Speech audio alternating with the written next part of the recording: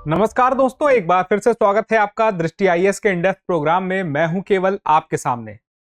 कुछ महीने पहले भारत के प्रधानमंत्री अबू धाबी यानी कि यूएई में गए हुए थे, वहां की यात्रा पर। और अभी हाल ही में अबू धाबी के क्राउन प्रिंस भारत की यात्रा पर आए हैं 2 दिनों के लिए। तो अब यहां पे सवाल उठता है कि आखिर भारत की यात्रा पे वो आए क्यों हैं। सीधी सी बात है, लगभग हम ऐसा समझ सकते हैं कि जिस तरह से भारत के हितों को लेकर के भारत के प्रधानमंत्री विदेश पर जाते हैं, तो अपने देश में अगर कोई विदेश से आया हुआ है तो वह अपने फायदे के लिए तो आया ही होगा। लेकिन दो देशों के बीचों में संबंध कैसे बनता है?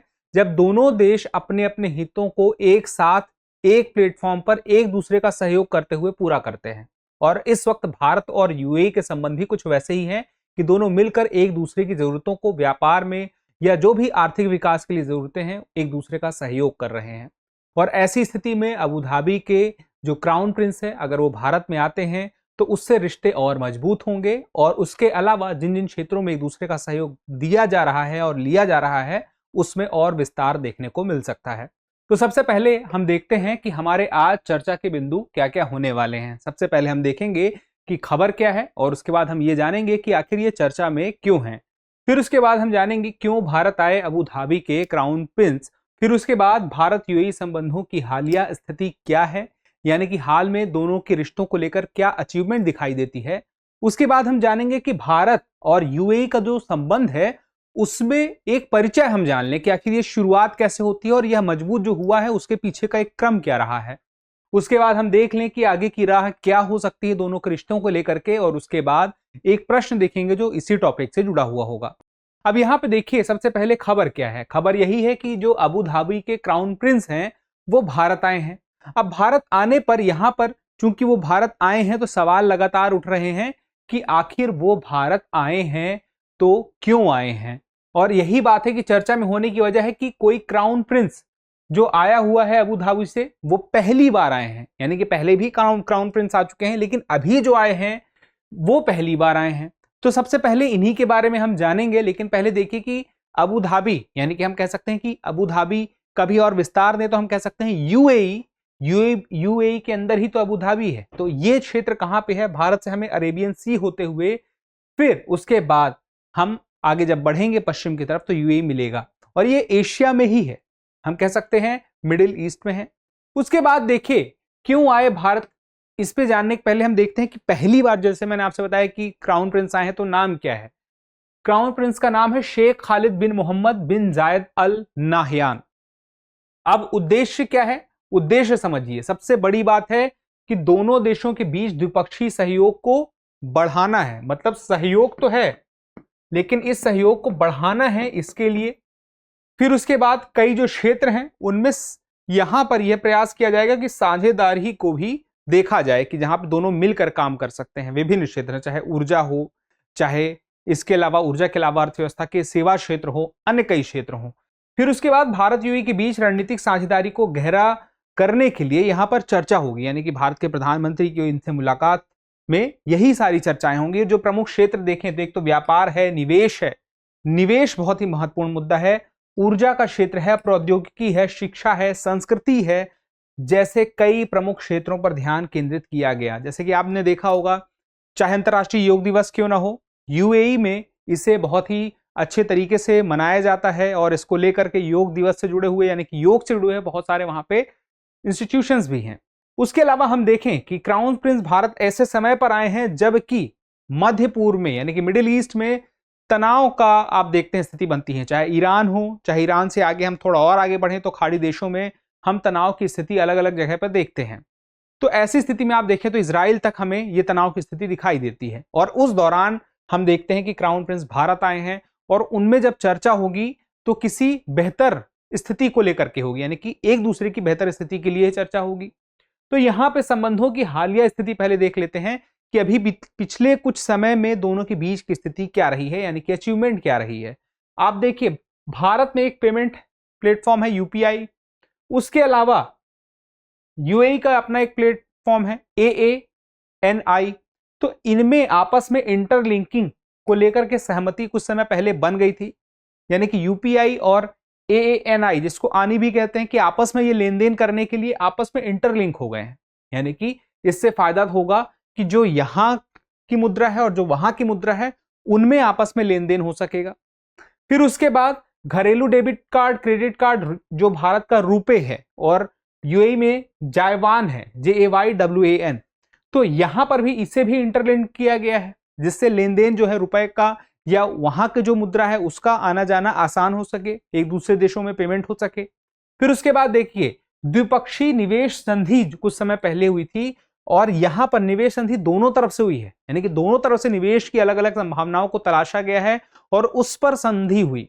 फिर उसके बाद देखिए भारत और संयुक्त अरब अमीरात के बीच अगर हम व्यापार देखें तो काफी बढ़ा है, जो उनके बीच में ट्रेड हुआ है वो भी काफी बड़ा है, और साथ में भारत में चौथे सबसे बड़े निवेशक के रूप में जो विदेशी प्रत्यक्ष निवेश है उसमें 2022-23 के दौरान उभर कर कौन सामने आता है? यूएई आता है। फिर उसके बाद हमें आगे ये देखना है कि यूएई संबंधों की हालिया स्थिति क्या है। इसमें हमने जो पिछला देखा उसका और अपडेट देखें तो यहां पे 72.9 बिलियन डॉलर का जो व्यापार था दोनों देशों के बीच में 22-23 में, वह व्यापार बढ़ा और देखें तो 22-23 से बढ़ के क्या हो गया? 84.05। यानी कि बात करें तो इसके पहले साल में 72.9 था, फिर उसके बाद बढ़कर हो गया 84.05 बिलियन अमेरिकी डॉलर। ठीक है, अब यहां पे देखिए दोनों देशों के बीच लेन देन में राष्ट्रीय मुद्रा यानी कि भारत का रुपया है, दूसरा मैंने बोला दिरहम, यहां पर बात आगे बढ़ चुकी है लेन देन को लेकर। यानी कि जब व्यापार दोनों देशों के बीच में होगा तो एक तरफ से पेमेंट रुपए में होगा और एक तरफ से पेमेंट दिरहम में होगा, और उसमें सहयोग कैसे मिलेगा? ये यूपीआई और आनी AANI का इंटरलिंकिंग जो हुआ है, रुपए और जायवान का जो इंटरलिंकिंग हुआ है, ये सहयोग करेगा दोनों देशों की मुद्राओं में आपस में लेन देन को लेकर के। ठीक है, तो ये बड़ी बात है। फिर उसके बाद भारत यूएई से तीसरा बड़ा ऊर्जा आयातक देश है, तो यहां पे देखिए कितना बड़ा महत्वपूर्ण यहां पे रिश्ता दिखाई देता है कि भारत यूएई से तीसरा बड़ा ऊर्जा आयातक देश है। तो हम यूएई से ऊर्जा जो आयातक देश करने वालों में तीसरे नंबर पे हैं और बड़ी बात है। ठीक है, यूएई से पहली बार भारतीय रुपए में अभी हाल ही में कच्चा तेल लिया गया है, तो भारत ने रुपए के माध्यम से कच्चा तेल खरीदा, यानी कि डॉलर को साइड कर दिया। तो दोनों के रिश्तों में देखें तो एक भरोसा भी जम रहा है। फिर उसके बाद हम देखें भारत यूएई संबंधों का जो एक परिचय देखें, जो पुराने समय से हम देखें तो 1972 में राजनयिक संबंध स्थापित होते हैं और कई दशक बीत चुके हैं। उसके बाद 2015 जब आता है तब भारत के वर्तमान में जो प्रधानमंत्री हैं नरेंद्र मोदी जी, वो जाते हैं यूएई और तब से अब तक में 7 बार जा चुके हैं। हालांकि देखें तो भारत यूएई का संबंध बहुत ही मजबूत सिर्फ इस राजनयिक स्थिति से नहीं है और पहले से है। 35 लाख लोग वहां पर प्रवासी भारतीय हैं और सबसे बड़ा एक देखा जाए तो प्रवासियों का समूह भारत का वहां पे मौजूद है। उसके अलावा देखें तो भारतीय फिल्में हैं या भारतीय कला है, वह सब वहां पर बहुत ही आकर्षण का केंद्र रहता है। इस वजह से भी यह रिश्ता आप देखें तो मजबूत बनता है। और उसके बाद 2015 से अभी तक में 7 बार भारत के प्रधानमंत्री ही जा चुके हैं और यह रिश्ता और मजबूत तब हुआ जब 2017 में भारत के गणतंत्र दिवस समारोह में उस वक्त के अबू धाबी के क्राउन प्रिंस है वो भारत आते हैं, तो एक बड़ी बात होती है। फिर उसके बाद देखें तो आर्थिक भागीदारी को लेकर के एक दूसरे में व्यापक आर्थिक भागीदारी समझौते के लिए बातचीत शुरू हुई बाद में, और यह बातचीत धीरे धीरे अच्छी होती गई और 22-23 में देखें तो द्विपक्षीय व्यापार 85 बिलियन अमेरिकी डॉलर तक पहुंच गया, हमने पहले भी देखा था। तो इस विदेशी व्यापार में वृद्धि तब हुई जब रिश्ते मजबूत हुए। रिश्ते मजबूत कैसे होते हैं? एक दूसरे पर भरोसे से। एक दूसरे पर भरोसा कैसे होता है? एक दूसरे के प्रति जो व्यवहार है, और भारत यूएई के संबंध में भी वही दिखाई देता है। और अब अबू धाबी के प्रिंस आए हैं तो वह संबंध आप देख सकते हैं कि एक दूसरे के प्रति जो व्यवहार है वो दिखाई देगा, रिश्ता जो है भरोसे पर आएगा। फिर उसके बाद जो बहुत सारे डेलीगेट्स भी आए हैं इस बार क्राउन प्रिंस के साथ में अबू धाबी से, बहुत सारे व्यापारी डेलीगेट्स आए हैं और सरकार की तरफ से भी डेलीगेट्स आए हैं, तो उनके साथ भी चर्चाएं होंगी और अन्य जो सहयोग है एक दूसरे के साथ जिन जिन मुद्दों पर होते हैं उसमें भी बढ़ावा देखने को मिलेगा। तो अब आगे की बात अगर हम देखें तो अभी हमने बात की भरोसे की, वो दिखाई देती है। अंतर्राष्ट्रीय व्यापार में अभी प्राथमिकता देने की जरूरत बढ़ेगी, यानी कि जो भी प्राथमिकताएं दी जा रही हैं वो प्राथमिकताएं दोनों देशों की तरफ से बनाए रखनी भी जरूरी है और दी जानी भी जरूरी है। और उसके अलावा देखिए, एक मुद्दा जो काफी समय से चर्चा में रहा है, प्रवासी भारतीय और कफाला प्रणाली का। कफाला प्रणाली क्या होती है? कफाला प्रणाली का संबंध है खाड़ी देशों से।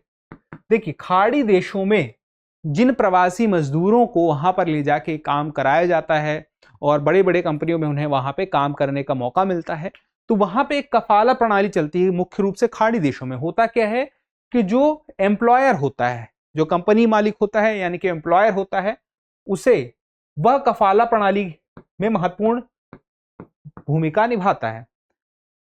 यह क्या करता है? इसके पास वहां उस देश की सरकार अधिकार देती है कि आप जिस व्यक्ति को, जिस दूसरे देश से प्रवासी मजदूर को लेके आना चाहते हो यहाँ पे काम के लिए, उसे लाने की व्यवस्था, उसके रहने खाने की व्यवस्था को लेकर के उसे अधिकार मिल जाते हैं। अब एम्प्लॉयर के पास जब ये अधिकार होते हैं तो कई बार ये मुद्दा देखा गया है कि वह एम्प्लॉयर मजदूरों का शोषण करता है, यानी कि उनको वहां से वापस ना लौट सके तो उनका पासपोर्ट जब्त कर लेना, या अलग अलग तरह के इशू भी बीच बीच में दिखाई देते हैं कि ठीक ठाक स्थिति में जो मजदूर थे उसके बाद भी अचानक से उनकी मृत्यु हो जाती है। तो ये काफी चर्चा में रहा। एम्प्लॉयर को लेकर के जो कफाला प्रणाली है उसमें बदलाव को लेकर के मांग की जाती रही है। तो हो सकता है मजबूत संबंध जो है वो कफाला प्रणाली में भी बदलाव को लेकर के आगे बढ़ते हुए दिखाई देंगे। उसके अलावा जो एक दूसरे देशों में निवेश की बात हो, निवेश के साथ साथ एक दूसरे को लेकर के जो रणनीति बनाने की बात हो, उस पे भी एक दूसरे देश एक दूसरे को ये साथ देने वाले हैं। तो ये महत्वपूर्ण बातें हैं। आगे आने वाले समय में भी अब देखते हैं क्या स्थिति बनती है, ये रिश्ता कहां तक जाता है। फिलहाल के लिए अभी एक प्रश्न देखते हैं। हाल ही में अबू धाबी के क्राउन प्रिंस कितने दिवस की भारत यात्रा पर आए हैं? 1 दिन, 2 दिन, 3 दिन या 4 दिन? इस सवाल का जवाब आप जरूर दीजिएगा, क्योंकि जब आप जवाब देते हैं तो हमें और बेहतर करने की प्रेरणा मिलती है। फिलहाल के लिए इतना ही। जल्दी मिलते हैं अगले एपिसोड में। तब तक के लिए स्वस्थ रहें, मस्त रहें और पढ़ते रहें। धन्यवाद। और चैनल सब्सक्राइब न किया है तो सब्सक्राइब कर लीजिएगा।